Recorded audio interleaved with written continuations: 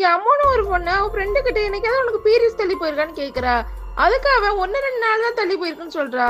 2 வாரம் தள்ளி போயிருக்கான்னு கேக்குறா. அதுக்கு அப்படிலாம் ஒண்ணு இல்லைன்னு சொல்லிட்டு அவ அங்கிருந்து போயிடுறா. அதுக்கப்புறம் அங்க அந்த பொண்ணோட அம்மா வராங்க. அங்க அந்த பொண்ணோட மாஸ்டர் இன்னைக்கு அம்மா மயக்கப்பட்டு விழுந்துட்டா, நல்ல ஹெல்தியான ஃபுட்டா கொடுங்கன்னு சொல்றாங்க. அவங்க அம்மாவும் உனக்கு எதோ உடம்பு சரியில்லை போல, நம்ம ஹாஸ்பிட்டல் போலான்னு சொல்லிட்டு வீட்டுக்கு கூட்டிட்டு வராங்க. வீட்டுக்கு வந்த உடனே அந்த பொண்ணு வாமிட் பண்ண ஆரம்பிக்கிறா.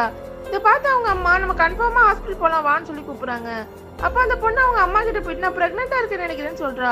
இதை கேட்டு அவங்க அம்மா ஷாக் ஆகி என்னடி சொல்றேன்னு கேக்குறாங்க. யாரு காரணம்னு கேக்குறாங்க. அதுக்கு என் கூட ஹாக்கி கிளாஸ்ல வர ஹரி தான் காரணம்னு சொல்றா.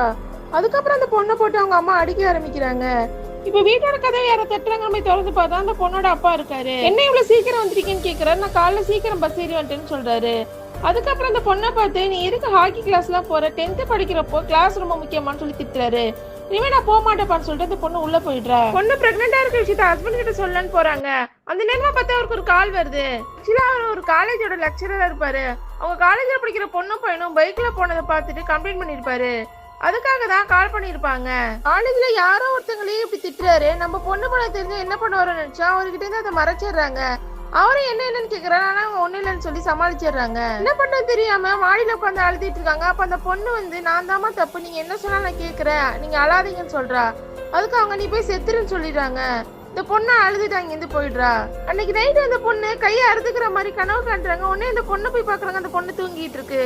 அந்த பொண்ணு கிட்ட போயிட்டு சாரி நான் இந்த மாதிரி பேசிருக்கூடாது, அம்மா மேல தப்புன்னு சொல்லி அந்த பொண்ணை கட்டி பிடிச்சிட்டு படுத்து தூங்குறாங்க. இதனால அவங்க ஹஸ்பண்ட் போனதுக்கு அப்புறம் பிரெக்னன்சி கிட்ட வச்சு செக் பண்ணி பாக்குறாங்க. பாசிட்டிவ் வருது. அதுக்கப்புறம் அந்த குழந்தைய ஆபாஷன் பண்ண முடிவு பண்றாங்க. அந்த பையன் நீங்க ஒன்னா இருக்கப்போ ஏதாவது போட்டோ வீடியோ எடுத்தான்னு கேக்குறாங்க. இல்லம்மா அப்படிலாம் எதுவும் எடுக்கலாம், அவனுக்கு எனக்கு ரொம்ப பிடிக்கும்னு சொல்றா. அந்த பையனை விசாரிக்கலான்னு போறாங்க.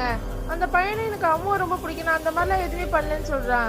ஏன் இந்த மாதிரி பண்ணேன்னு கேட்டா இதுதான் லவ்னு நினைச்சேன்னு சொல்றான். நான் அம்மா ஒரே முறை பாக்கலாமான்னு கேக்குறான்.